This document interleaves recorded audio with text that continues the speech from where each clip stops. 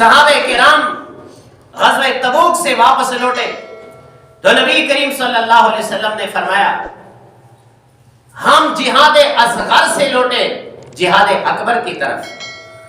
وہاں جہاد اصغر تھا، سب کے سب ہم کافر کی طرف متوجہ تھے.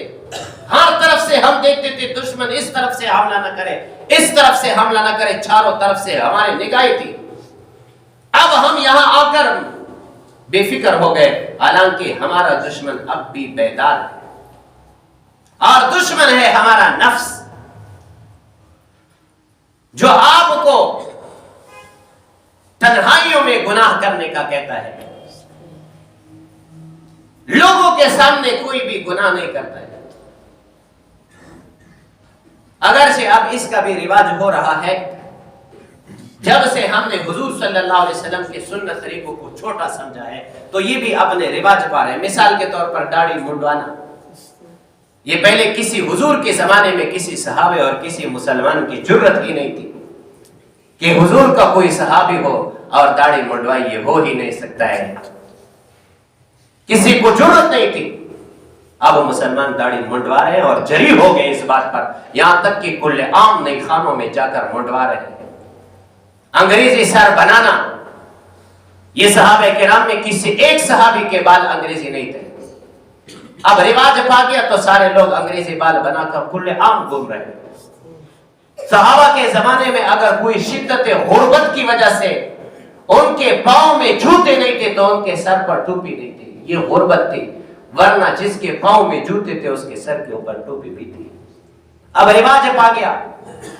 صحابہ کرام کے زمانے میں لوگ کھلے لباس پہنتے تھے، اب دن بدن ہمارے مسلمانوں کے بچے اور نوجوان پینٹ شرٹ کی طرف جا رہے ہیں. جو یہود و نصارہ کا رواج ہے ان کا لباس ہے مسلمانوں کا لباس. اب فرمایا اب تمہارا دشمن بیدار ہے اور ہم غافل ہیں. فرمایا اب نفس کے ساتھ لڑا کرو، تنہائی میں آپ سے گناہ کروائیں گے لیکن اپنے آپ کو آپ مضبوط کرو، اپنے آپ کو آپ مضبوط کرو. یہاں پر اللہ جل جلالہ نے وجاہدوا مبالغے کا مفاعلہ کا صیغہ استعمال کیا، باب مفاعلہ سے. طلباء اور علماء اس کو سمجھتے ہیں.